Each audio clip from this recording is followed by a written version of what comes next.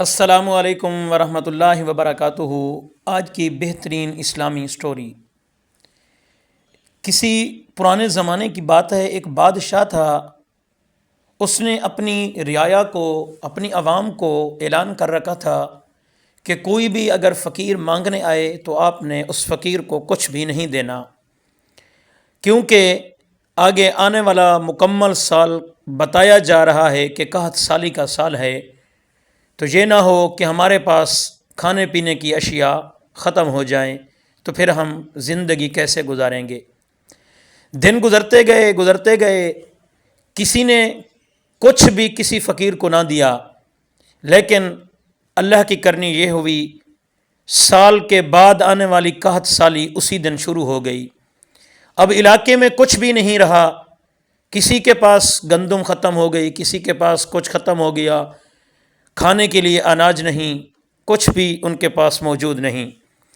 ایک دن ایک فقیر نے ایک درویش اللہ کے نیک بندے کے دروازے پہ دستک دی۔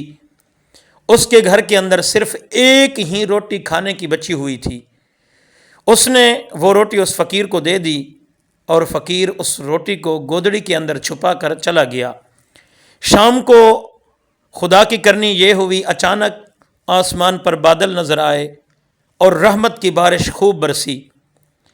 اس رحمت کی بارش کے بعد چاروں طرف اس علاقے کے سبزہ ہی سبزہ اگایا۔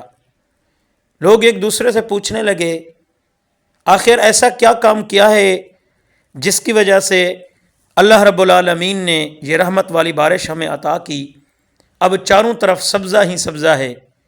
اس نیک بندے جس نے اللہ کے نام پہ ایک روٹی خیرات دی تھی، اس نیک بندے کو جب اس بات کا پتہ چلا تو اس نے جا کر بادشاہ کو بتایا۔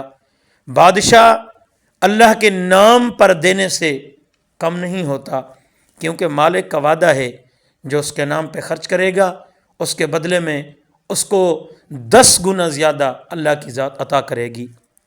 جب تک آپ کے منع کرنے کے باوجود لوگوں نے اللہ کے فقیروں کو کچھ نہیں دیا تو بارش نہیں برسی، بالکل علاقہ ویران سا لگتا تھا، لیکن میں نے یہ کام کیا، ایک فقیر کو اللہ کے نام پہ ایک روٹی دی، جس کی وجہ سے اللہ نے رحمت کی بارش دی، اب پورا علاقہ سرسبز